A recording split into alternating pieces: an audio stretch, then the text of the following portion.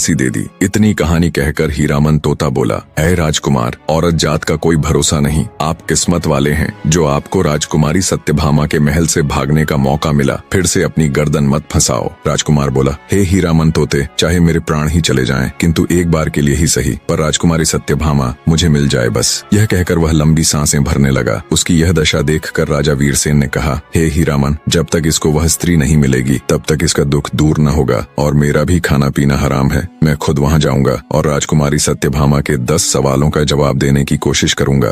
राजा रानी के 10 प्रश्नों के उत्तर देने के लिए मेदिनीपुर जाने की तैयारी करने लगा। तब उसका समझदार तोता बोला, रुकिए महाराज, पता नहीं मेदिनीपुर नाम का कोई शहर है भी या नहीं, पता नहीं कोई सत्यभामा नाम की राजकुमारी है भी कि नहीं। महाराज, समझदारी इसी में है कि आप पहले मुझे जाने दें। अगर सब सही हुआ तब आप बेशक चले जाना। राजा वीरसेन को तोते की बात सही लगी। तोता हीरामन कुछ विचार करके बोला, महाराज, एक और कार्य कीजिए, मेरी पंखों में नाना प्रकार के हीरे मोती पिरो दीजिए। राजा वीरसेन ने वैसा ही किया और तोते को अच्छे से सजाकर विदा कर दिया। कई दिनों की उड़ान के बाद हीरामन मेदिनीपुर पहुंच गया। वहां जाकर वो राजकुमारी सत्यभामा के महल की छत पर जा बैठा। जब सत्यभामा का ध्यान उस तोते की तरफ गया तो वो भी उसकी सुंदरता देख अचंभित रह गई। उसने इतना सुंदर और हीरे मोती के पंखों वाला तोता कभी नहीं देखा था। राजकुमारी बोली, हे तोते, तुम किस देश से आए हो और किस देश को जाओगे? तुम्हारा यहाँ आने का मकसद क्या है? तोता बोला, हे रानी, चंद्रावती नगर के राजा वीरसेन ने मुझे यहाँ भेजा है। मैं तो बस ये पता करने आया था